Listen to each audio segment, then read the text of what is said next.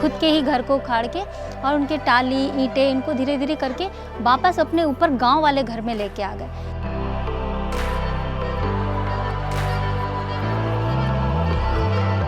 उधर एक वो टंकी में लगा हुआ सर, टंकी में लगा हुआ, वो भी पानी रहेगा तब ना जाए सर। टंकी में पानी नहीं है, पीट किया हुआ है, पानी भेजता नहीं है, पानी नहीं है, कहाँ से पानी जाएगा। जैसे यहाँ पे शरीफा है, बहुत सारे ऐसे फल हैं जो कि इनको यहाँ कम दाम में ले करके और इसके बिचौलिए जो है बाहर जा करके अच्छे दाम ले करके बेचते हैं।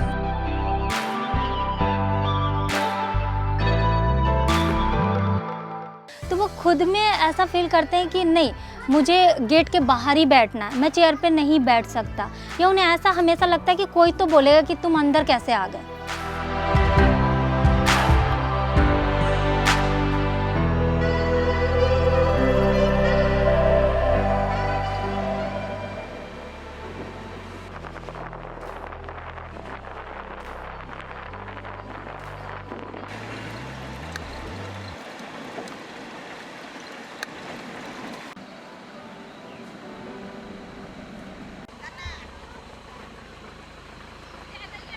झारखंड के साहिबगंज जिला मुख्यालय से करीब 50 किलोमीटर दूर तालझारी ब्लॉक का यह एक छोटा सा गांव बथानी पहाड़ है। यहां हम पहाड़िया आदिवासी समुदाय के हालचाल जानने आए हैं। पहाड़िया समुदाय के 3 समूहों में से एक सौरिया पहाड़िया इस गांव में रहते हैं। दरअसल पहाड़िया जनजाति को 3 समूहों में पहचाना जाता है: माल पहाड़िया, कुमार भाग पहाड़िया और सौरिया पहाड़िया। पहाड़िया जनजाति को आदिम जनजाति यानी पीवीटीजी की श्रेणी में रखा गया है। इस समुदाय के नाम से ही अंदाजा लगाया जा सकता है कि ये लोग पहाड़ों के जंगल में बसते हैं। हम सुबह के करीब 11 बजे बथानी पहाड़ गांव में पहुंचे। उस समय गांव के ज्यादातर लोग बाहर ही जमा थे। दरअसल शुक्रवार को इस इलाके में एक हाट लगता है जहां महुआ की शराब और हड्डियां भी बिकती है। वहां की बची हुई शराब लेकर कुछ महिलाएं इस गांव में बेचने आ गई थीं। जब हम वहां पहुंचे तो लगा कि वो हमारी वहां मौजूदगी की ना तो उम्मीद कर रहे थे और ना ही उन्हें ये पसंद आया था। जब 1-2 लोग हमसे कुछ बातचीत करने लगे तो वहां के कुछ लोग भड़क गए। उन्होंने कहा कि जब तक गांव के गुणित नहीं आ जाते हैं, गांव का कोई भी आदमी या औरत हमसे बात नहीं कर सकती है। नमस्कार दोस्तों, मैं हूं श्याम सुंदर और अब हमारी टीम संताल परगना के साहिबगंज ज़िले में पहुंची है। यहां पर हम पहाड़िया आदिवासियों से मिलने आए हैं और आज हम बथानी पहाड़ नाम के गांव में मौजूद हैं। इनके नाम से ही आप अंदाज़ा लगा सकते हैं कि ये आदिवासी समुदाय पहाड़ के जंगलों में बसता है, वहाँ जीता है। इस आदिवासी समुदाय के बारे में हमने बहुत कुछ पढ़ा है, बहुत कुछ सुना है। मसलन ये कहा जाता है कि जो पहाड़िया जनजाति है, दरअसल वही इस पहाड़ की, जंगल की, इस इलाके की मूल मालिक है। ये भी कहा जाता है, या यूं कहें कि सौरिया पहाड़िया जिनके गांव में आज हम मौजूद हैं, वो अपने आप को आदिवासियों में नंबर 1 मानते हैं, यानी कि श्रेष्ठतम मानते हैं। लेकिन इसके साथ साथ हमें ये भी सुनने के लिए मिलता है कि उनकी आबादी में नकारात्मक वृद्धि दर दर्ज की जा रही है, यानी कि उनकी पॉपुलेशन ग्रोथ रेट नेगेटिव है, उनकी आबादी लगातार घट रही है, जो चिंता की बात होनी चाहिए। इसके अलावा उनकी एक खास जीवन शैली है, उनकी अपनी एक खास सामाजिक धार्मिक व्यवस्था है। तो इस एपिसोड में हम सौरिया पहाड़ियों को समझने की कोशिश करेंगे, उनके मसलों को जानने की कोशिश करेंगे। कुछ देर की बातचीत के बाद गांव के लोग हमें गुणित से मिलवाने के लिए तैयार हो गए। उन्होंने कहा कि हमें गुणित की अनुमति लेनी होगी। अगर गुणित ने बातचीत की अनुमति नहीं दी तो फिर गांव से हमें निकलना होगा। यह कहते हुए कुछ लोग हमें गुणित से मिलवाने के लिए गांव के भीतर ले जाते हैं। जब हम गांव के अंदर जा रहे थे तो मुझे पूरा इत्मीनान था कि गुणित ही नहीं बल्कि गांव के बाकी लोगों से भी हम बातचीत ज़रूर कर पाएंगे। हमें गांव के मांझी यानी मुखिया के घर पर ले जाया गया, जी हाँ, यह जो तौलिया बांधे व्यक्ति आप देख रहे हैं, यही गांव के मांझी हैं। धीरे धीरे गांव के काफी लोग हमसे मिलने मांझी के घर पर पहुंच रहे थे। अब ज्यादातर लोग हमारे साथ सहज हो चुके थे और बातचीत का सिलसिला भी शुरू हो गया था। इस बातचीत के सिलसिले में मैंने गांव के लोगों से पूछा कि मांझी और गुणित में क्या फर्क होता है। आप थोड़ा उधर होइए। गांव के लोगों ने इस बारे में हमें विस्तार से समझाना शुरू किया। संक्षेप में बताएं तो गुणित और मांझी दो व्यक्ति हैं जो गांव की सामाजिक और प्रशासनिक व्यवस्था को चलाते हैं।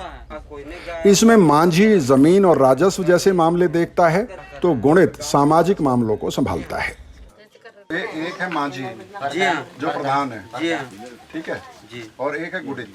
जी हाँ। तो गुणित का क्या काम है और हमारा प्रधान का क्या काम है, अलग अलग क्या काम है? तो ये जो है ना सर, तो इसमें हम लोगों का यही नीति रहा कि आगे युग से है ये, तो इसका ग्राम के लिए रक्षा प्रधान जो है ये जमीन के लिए। अच्छा, ये जमीन का हिसाब किताब हाँ, रिकॉर्ड जैसे भी होंगे लिख के खजना काटते ही प्रधान में से प्रधान करता है। करीब आधे घंटे बाद गुणित हमारे बीच में पहुंच जाते हैं। आदिवासी समुदायों में धार्मिक या आध्यात्मिक गुरुओं को आप कपड़ों या रंग ढंग से अलग से नहीं पहचान सकते हैं, क्योंकि उनकी अलग से वेशभूषा तय नहीं है। गुणित से परिचय होता है और फिर आराम से बातचीत का सिलसिला चल पड़ता है। जब हम उन्हें बताते हैं कि हम उनके हालचाल जानने यहाँ पहुंचे हैं तो वो शिकायत करते हैं कि गांव में पीने के पानी तक का इंतजाम नहीं है। तो चापाकल सर हम लोग का इतना बड़ा गांव में है सर, तो चापाकल जब एक केटो है उसमें पानी खत्म होने के बाद में फिर हम लोग को दौड़ना पड़ता है संथाली गांव सर। कितनी दूर गांव यहाँ से? यहाँ ये थोड़ा सामने आए सर, इधर जाने पड़ता है, कभी इधर जाते हैं इधर जाते हैं, 4-5 किलो दूर। झरना भी है यहाँ नीचे सर। झरना है जी, झरने का पानी पीना पड़ता है फिर। तो बहुत टाइम लगता होगा पानी? टाइम लगता है सर। तो चापाकल में पानी खत्म भी हो जाता है? खत्म होता है सर। तो आपने बोला नहीं प्रशासन को कि अब तो आपके यहाँ बिजली लगी हुई है कि एक हर घर नल योजना चल रही है, अब तो हर घर में पानी पहुंचाया जाएगा, तो आपके यहाँ नहीं लगा? वो आप सर देखिएगा इधर, तो इधर से जाने के समय में उधर एक टंकी में लगा हुआ सर, टंकी में लगा हुआ, वो भी पानी रहेगा तब ना जाएगा सर। टंकी में पानी नहीं है, पीट किया हुआ है, पानी भेजता नहीं है, पानी नहीं है, कहाँ से पानी जाएगा? पानी नहीं निकल रहा है। ऐसे झूठों का बना के दिखा दिया बस जी। तो ये बताइए कि जो पहाड़िया समाज है इसमें गुणित का क्या रोल होता है, क्या काम होता है आपका? गुणित का है सर होता है काम, मने आदमी को कोई भी मने विचार में होता है तो आदमी सबको जमा करना पड़ता है, जमा करता है, रात भीतर हो भी, और कोई चीज़ का भी कहीं जाने का है तो सबको चिल्ला के जमा करके ले जाना पड़ता है। यही सब है सर।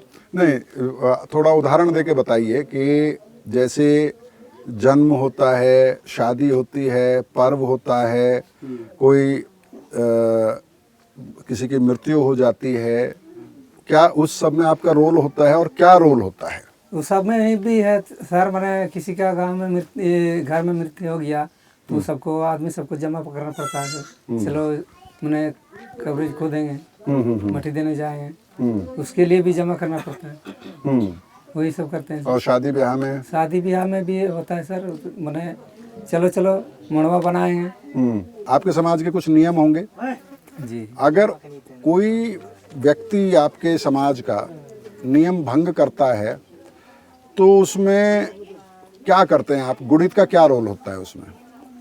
तो हमारा जो खाना नहीं मानता तो 10 आदमी ही उसका फैसला करते हैं सर कि काहे नहीं माना जाता इसका। ये सब 10 आदमी मैंने हम 10 आदमी को सुनवाई करते हैं, उसके बाद 10 आदमी फैसला करता है। पहाड़िया जनजाति के गांवों में विकास और सुविधाओं से जुड़े लगभग सारे मसले मौजूद हैं। इन मसलों के अलावा इस समुदाय के बारे में 2 बड़े मसले हैं जिन पर चिंता और बहस दोनों ही होनी चाहिए।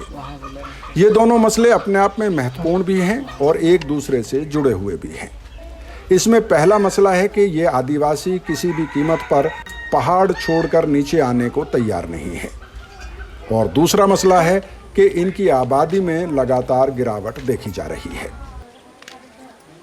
बिरसा मुंडा आवास योजना के तहत 20 लोगों को करीब घर दिया गया था, जो पहाड़ से उतार के नीचे की तरफ बनाए गए थे घर, ताकि वो लोग नीचे आएँ, नीचे के तौर तरीक़ों को सीखें, लोग बच्चे एक्टिव हों आगे के जनरेशन के लिए। लेकिन वो घर ऐसे ही पड़े रहे, उनकी टाली को, उनकी छत को उखाड़ के, गांव के लोग खुद के ही घर को उखाड़ के और उनके टाली ईंटें इनको धीरे धीरे करके वापस अपने ऊपर गांव वाले घर में लेके आ गए।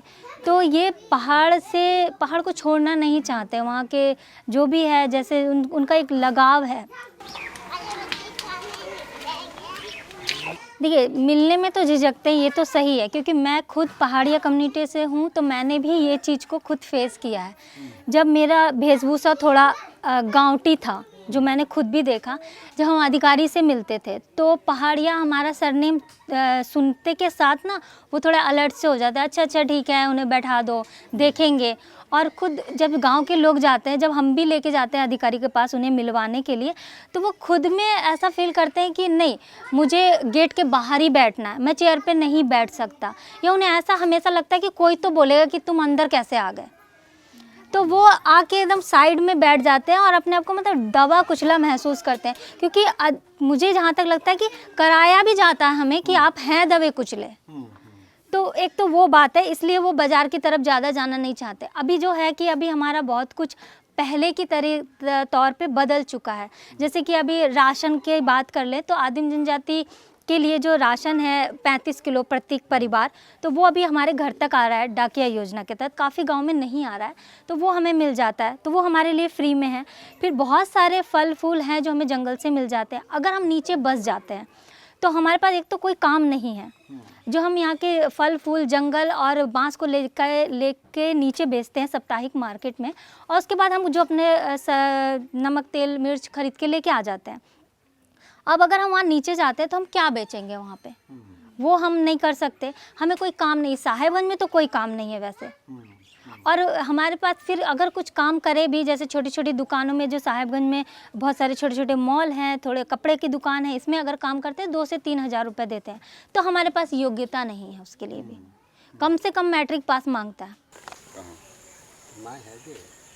पहाड़ी आदिवासियों के इतिहास को सरसरी तौर पर जानने वाले भी यह समझ सकते हैं कि इस समुदाय ने अपने पहाड़ों और जंगल को बचाने के लिए किस कदर लड़ाई लड़ी है और कुर्बानियां दी हैं। अंग्रेजों ने इस समुदाय पर ऐसी बर्बरता की थी जिसको शब्दों में बयान नहीं किया जा सकता है। इसलिए अपनी जमीन और जीवन शैली के प्रति इन आदिवासियों के लगाव को समझना मुश्किल नहीं होना चाहिए। इसके साथ ही यह भी समझना जरूरी है कि उनके पुनर्वास से पहले उनका भरोसा जीतना होगा। साहेबगंज के कॉलेज में पढ़ाने वाले प्रोफेसर रंजीत कुमार सिंह मानते हैं कि पहाड़ियाओं का पुनर्वास आसान नहीं है, क्योंकि उन्हें पहाड़ छोड़ने के लिए मना लेना असंभव सा लगता है, लेकिन उनके परिवेश में ही उनके लिए रोजगार और दूसरे अवसर पैदा किए जा सकते हैं। हमको लगता है कि जो यहाँ पे संसाधन है, प्राकृतिक संसाधन है, उसका अगर उपयोग सही से किया जाए और इसको अच्छे मार्केट किया जाए, जैसे यहाँ पे शरीफा है, बहुत सारे ऐसे फल हैं जो कि इनको यहाँ कम दाम में ले करके इसके बिचौलिए जो है बाहर जा करके अच्छे दाम ले करके बेचते हैं। यहाँ पे हमारे बांस हैं, बांस से झाड़नेट का बहुत अच्छा यहाँ पे उद्योग लग सकता है। यहाँ पे इन लोगों के पास ऐसे हुनर हैं जो पारंपरिक, जो ट्रेडिशनल हम आर्ट कह सकते हैं, तो ऐसे है, तो लाइवलीहुड का बड़ा एक यहाँ पे इनको हम दे सकते हैं। और सबसे बड़ा चीज़ है कि ये जंगल पहाड़ को छोड़ के नीचे नहीं जा सकते, नहीं, इनका अपना एक जो नेचुरल हैबिटेट कहते हैं कि हम प्राकृतिक जो इनको दिया गया है उसी संसाधन में वो जीना चाहते हैं। तो इस स्थिति में हमको लगता है कि सरकार या शासन इनके दुख दर्द को समझते हुए यहाँ पे कम से कम जो शिक्षा की जो व्यवस्था होनी चाहिए, क्योंकि मैंने जब एक बात आ रही थी तो ड्रॉप आउट बहुत ज़्यादा है। वह इंटर की बात हो, बहुत सारे बच्चे इंटर करके छोड़ दे रहे हैं, लड़कियां खास करके 7-8 तक ही पढ़ पा रही है। तो ये आगे जो उच्च शिक्षा की बात करते हैं तो उस शिक्षा में इनका पार्टिसिपेशन बहुत कम है। पहाड़ी आदिवासियों को मैदानी इलाकों में बसाने और मुख्य धारा में शामिल करने की मंशा कितनी भी अच्छी हो सकती है, लेकिन यह मंशा उन पर थोपी नहीं जा सकती। इस तरह के किसी भी फैसले से पहले उनके इतिहास, जीवन शैली और ज़रूरत को समझना होगा। जहां तक उनकी आबादी में नकारात्मक वृद्धि दर का सवाल है, आंकड़े तो यही कहते हैं कि उनकी आबादी घट रही है। 2001 की जनगणना में सौरिया पहाड़िया आबादी 61,121 बताई गई थी और 2011 की जनगणना में यह आबादी 46,222 दर्ज की गई। यानी 10 सालों के भीतर ही इस आदिम जनजाति की आबादी में करीब करीब 25% की गिरावट दर्ज हुई। इस गिरावट के कई कारण बताए जाते हैं, मसलन प्रजनन दर का कम होना, ऊंची शिशु मृत्यु दर होना और टीबी जैसी बीमारियां। लेकिन इस सब के बावजूद हमारा अनुभव यह कहता है कि आदिम जनजातियों की जनगणना के आंकड़ों में आमतौर पर चूक देखी जाती है। झारखंड के ही बिरोर समुदाय के मामले में हमने अपनी पड़ताल में ये पाया था कि जनगणना में उनकी जनसंख्या के जो आंकड़े दर्ज किए गए हैं वो शायद सही नहीं हैं। लेकिन इसके बावजूद यह बात सही है कि बाकी आदिवासी समुदायों की तुलना में आदिम जनजातियों की जनसंख्या धीमी गति से बढ़ रही है। इस बारे में सही आंकड़े तभी मिल सकते हैं जब इनकी अलग से गिनती करवाई जा सके। यह सुझाव प्रोफेसर खाका कमेटी की रिपोर्ट ने 2014 में दिया था। इस पहाड़ी जंगल में बसे हुए पहाड़िया आदिवासी समुदाय को कई तरह के खतरों, कई तरह के अभाव और कई तरह की मुश्किलों का सामना करना पड़ता है। लेकिन उसके बावजूद इन आदिवासियों को इस जंगल में, इस परिवेश में एक खास तरह की सुरक्षा मिलती है। वो सुरक्षा मिलती है इस जंगल से जो हर मौसम में उन्हें कोई ना कोई फल, लकड़ी या पत्ते ज़रूर देता है। इस पहाड़ की ढलानों पर वो कुछ खेती भी कर लेते हैं। इसके अलावा उन्हें लगता है कि इस पूरे माहौल में उनकी सामाजिक व्यवस्था, धार्मिक आस्थाएं और उनकी पहचान, उनकी संस्कृति, भाषा, बोली सब बची रहेगी।